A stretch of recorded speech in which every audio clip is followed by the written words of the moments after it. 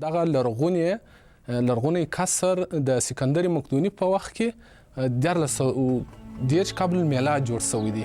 یعنی کله چې به سکندر مقدوني کومه ساحه خپل کنټرول لاندې نیول نو هلته یو نظامی کلا جوړول. دا د کندهار په زاړه ښار کې د نارنج ماڼۍ ده. لرغونپوهان وایي د کندهار نارنج ماڼۍ 2341 کاله تر مخه د مقدوني سکندر د امپراتورۍ پر مهال جوړه شوې ده. دا ماڼۍ د چلزینو تاریخي دالان جنوبي اړخ ته د قیتول د لوړ غره په ختیځه لمن کې جوړه شوې ده چې هغه وخت یې د یوې کلکې کلا بڼه درلوده او هرې خواته یې د څار پاخه برجونه ودان وو. چې د هغه نظامي کلاو څخه یوه هم دا نارنج ماڼۍ ده. نارنج ماڼۍ چې وروسته په 1150 هجري قمري کال کې د نادر افشار په توسط باندې دا ونړول سوه او دې د یو تپې شکل غوره کوي او بیا وروسته په طبیعي ورښتونو او طبیعي آفتونو د وجه هم په دا څه تخریب سوه چې د سپڼونو برخه کې په دې کې د 1940 څخه د دې سپڼنې را شروع سوې قانوني سپڼنې تر 1980 پورې د دې هغه سپڼنې چې د برطانوي انستیتوت لخوا څخه ترسره سوې دلته په دې نارنج ماڼۍ کې او د هغه منقول آثار او غیر منقول آثار چې دلته کوم د دې کیندونو په نتیجه کې په لاس راغله هغه منقول آثار یې ملي موزیم ته انتقال سوه چې د ملي موزیم څخه د روایتونو پر بنسټ باندې هغه 80% آثار د موزیم څخه بیا قاچاقبرانو هغه نور هیوادو ته قاچاق کړي دي.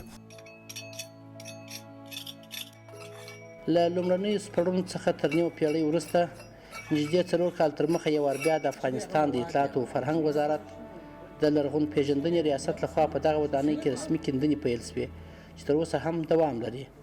عبدالخالق خورشید د نارنج ماڼۍ د کیندونو او سپړنو مسلکي انجینر دی. هغه وایي په دې وروستیو کې د شاه حسین هوتک د شاهي دربار ځینې برخې چې په پخو خښتو ګچو او غټو ډبرو پوښل شوي دي موندل شوي دي. د دې ترڅنګ د ماڼۍ حوضونه د اوبو کانالیزاسیون او ځینې اثار لاسته ورغلي دي. د ده په کول اوس مهال تر لسو زیات کسان دلته د مسلکي انجینرانو تر څار لاندې کار کوي تر څو نورې لاسته راوړنې هم ولري. در اثر افریاتی که در ساحه انجام شده هغه کیندنې چې دلته ترسره شوي دي په پایله کې د شاه حسین هوتک ماڼۍ حویلۍ موندل شوې ده. په دې کې د کانالیزاسیون لپاره د اوبو رسونې سیستم هم موندل شوی دی چې د قصر د سرسبزی لپاره جوړ شوی و.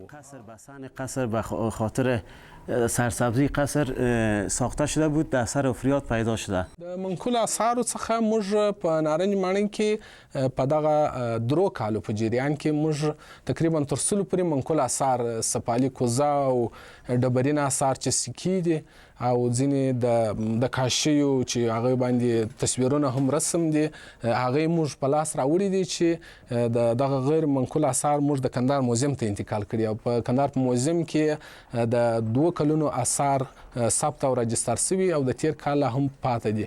تر ثبت او راجستر وروسته موږ د کندهار ملي موزیم کې نندارې دپاره ایښولي دي. که څه هم د زیات وخت په تېرېدو سره د دې ماڼۍ څخه اوس یوه لویه غونډۍ خاوره جوړه شوې خو له سپړنو څخه معلومیږي چې دلته ډېر ظریف کار شوی دی. هره کار شوې خښته پخه په ګچو کې نیول شوې او د اوبو حوضونه له سیمنټ څخه د ورته کلکو توکو جوړ شوي. دا په واقعیت کې د کندهار د هغه وختو یو لوی حرکت دلته رامنځته راغلی خصوصا د ادبیاتو د پښتو ادبیات په جمله کې اضافه تر 3 پیړیو باندې هلته چې په نارنج ماڼۍ کې د حرکت رامنځته شو شاه حسین هوتک په رهبري باندې هلته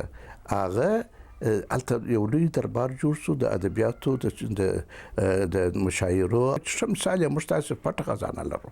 پټه خزانه هغه کتاب دی چې په واقعیت کې د افغانستان خصوصا د شاعرانو او د ادیبانو د هغه وخت هغه یو لوی هویت مابینځته راوړي او دا اوس په بین المللي سویه زه فکر کوم چې په څو ژبو باندې دغه سوی هم دی تعلیب شوی دی یا ترجمه شوی دی. هغه موضوعات یا توکي چې پیدا کېږي تاریخي توکي چې پیدا کېږي دا باید تر جدي کنټرول لاندې ونیول شي څو چې ضایع نه شي او یا نور ځایونو ته ولاړ نه شي. کوم وخت چې اسکندر له یونانه دلته راغی نو دغه ډول 12 دانې په هېواد کې نورې ودانۍ جوړې کړې.